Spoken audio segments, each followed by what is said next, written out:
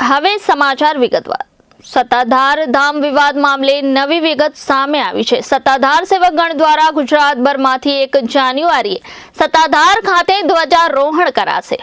સત્તાધાર ધામ વિવાદ મામલે નવી વિગતો સામે આવી રહી છે। સત્તાધાર સેવકગણ દ્વારા ગુજરાતભરમાંથી 1 જાન્યુઆરીએ સત્તાધાર ખાતે ધ્વજારોહણ કરાશે। સુરતમાં અલગ અલગ જગ્યાઓ પર પોસ્ટરો લાગ્યા છે, તો આ ધ્વજારોહણના પોસ્ટર સોશિયલ મીડિયામાં વાયરલ થવા પામ્યા છે। સમગ્ર ગુજરાતભરમાંથી અલગ અલગ સમાજના લોકો સત્તાધાર એકઠા થશે, ત્યારે અંદાજિત 25 થી 30 હજારથી વધુ સેવકગણ સત્તાધાર ધ્વજારોહણ કાર્યક્રમમાં ઉપસ્થિત રહે તેવી સંભાવના દેખાઈ રહી છે। આ કાર્યક્રમ પોષ સુદ બીજના દિવસે રાખવામાં આવ્યો છે, ત્યારે ધ્વજારોહણ કરવામાં આવશે। ધ્વજારોહણ થકી શક્તિ પ્રદર્શન કરવામાં આવે તેવી શક્યતા વર્તાઈ રહી છે। છેલ્લા ઘણા સમયથી સત્તાધાર મામલે વિવાદ ચાલી રહ્યો છે, ત્યારે આ શક્તિ પ્રદર્શન નહીં પરંતુ એક ભક્તિ પ્રદર્શન રહેશે। સત્તાધાર ધામ સામેના આક્ષેપ સામે એક મોટું અભિયાન છેડાયું છે। પોષ એકાદશી બીજે સમગ્ર ગુજરાતમાંથી 18 વર્ણના લોકો જોડાઈને એકતાનો સંદેશો આપશે।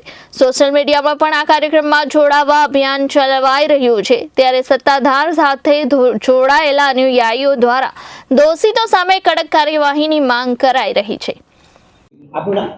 મારું નામ રાજુભાઈ ઉગાભાઈ ચોટલિયા, કતારગામ શ્યામવાડી પ્રમુખ તરીકેની મારી ફરજ બજાવી રહ્યો છું।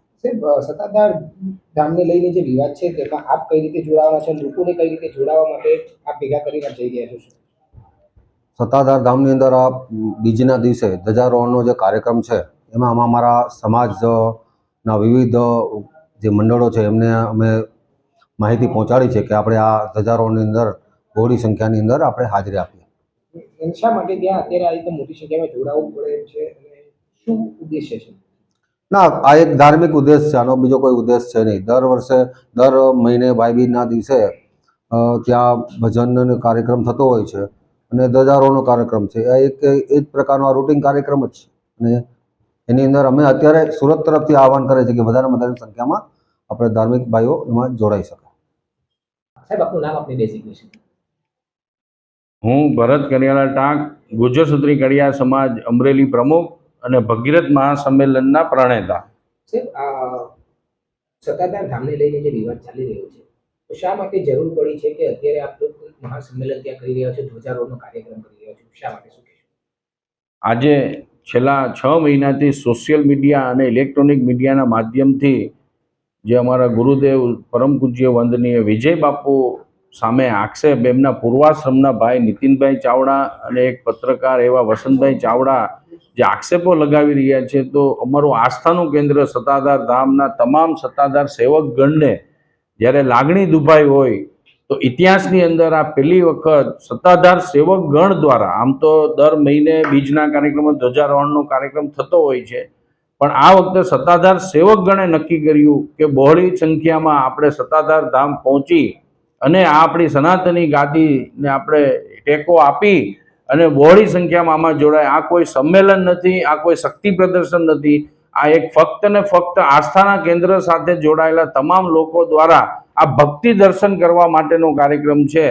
તો 1/1/2025 તમારા મીડિયાના માધ્યમથી સત્તાધાર ધામ સાથે જોડાયેલ તમામ સેવકોને સહપરિવાર સાથે સવારે 8 વાગે સત્તાધાર ધામ પહોંચવા હાર્દિક આમંત્રણ સાથે આહવાન કરીએ છીએ। આપનું નામ? મારું નામ છે ભાવેશ ટાંક, ગુજ્જર ક્ષત્રિય યુવા સંગઠન પ્રમુખ। ભાવેશ, કેટલા લોકો ત્યાં ભેગા થવાના છે અને કઈ રીતે લોકોને જોડાઈ રહ્યા છે આ કાર્યક્રમને, શા માટે? સમગ્ર ગુજરાતમાંથી 18 વર્ણના 20 થી 25 હજાર લોકો અને એથી વધારે પણ આમાં ભેગા થઈ શકે, કારણ કે આ જે અભિયાન છે સોશિયલ મીડિયાની અંદર પૂરજોશમાં ચાલે છે।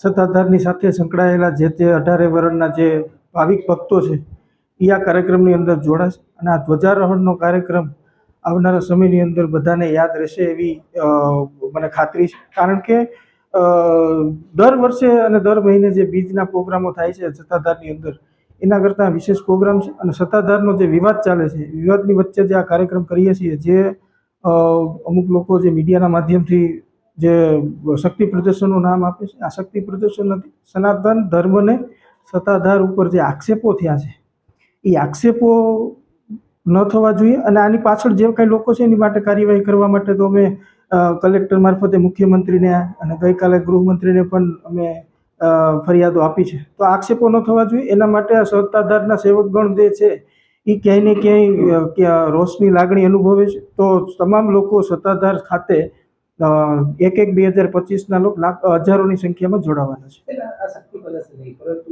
આને એક અભિયાન કર્યું છે. કઈ રીતે? આ અભિયાન છે સનાતન ધર્મને બચાવવા, સત્તાધાર ધામને બચાવવા, જે પડદા પાછળના ખેલાડીઓ છે એને બહાર લાવવા માટેનું અભિયાન છે. આપનું નામ આપેલું? જી, મારું નામ નિલેશ ધીરુભાઈ જીકાદરા છે. પ્રજાપતિ વિકાસ ટ્રસ્ટના સુરત શહેર મંત્રી તરીકે સેવા આપી રહ્યો છું.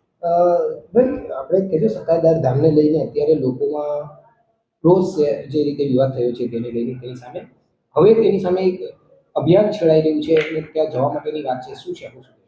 જી, આપ સૌ જાણીએ છીએ તે રીતે કે એક સસ્તી પ્રસિદ્ધિ મેળવવાના હેતુથી કોઈ પણ પાયા વિહોણા, કોઈ પણ પ્રૂફ વિહોણા એક આરોપો જે સત્તાધારના સંતો મહંતો પર લાગી રહ્યા છે, ખરેખર એ માનવ જગત માટે શરમજનક કહી શકાય. આજે સંતોનો દેશ કહી શકાય, ભારત દેશ સંતોનો દેશ છે, ત્યારે એક સસ્તી પ્રસિદ્ધિ મેળવવા સોશિયલ મીડિયા ઉપર કોઈ પણ પ્રકારના બેફામ રીતે આરોપો લાગી રહ્યા છે, ખરેખર સૌના માટે શરમજનક છે. ત્યારે આ ભક્તિના ધામ સાથે આપણે સૌ એક શ્રદ્ધાની આસ્થાથી જોડાયેલા છીએ. ત્યારે આ ચેનલના માધ્યમથી હું તમામ 18 વર્ણના લોકોને એક આહવાન કરું છું, વિનંતી કરું છું કે આપ પણ તારીખ 1/1/2025ના દિવસે આયોજિત આ ધ્વજારોહણ કાર્યક્રમમાં પધારો અને આપણી આ સંતોના પ્રત્યેની આ જે આપણી લાગણી છે, આપણો જે પ્રેમ છે, એમને સમર્થન રૂપે જાહેર કરવા માટે પધારો એવી આ ચેનલના માધ્યમથી ફરી વખત વિનંતી કરું છું. શા માટે એવી અત્યારે જરૂર પડી છે અને કેટલા લોકો જોડાઈ જશે, શું માનો છો?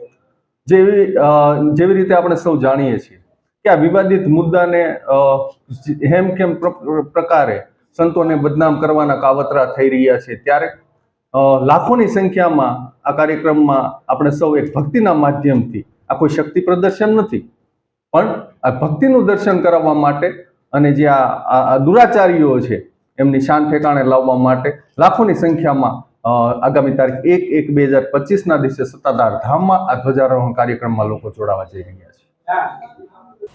Reporter Arvind Rathod, Janadesh news, Surat.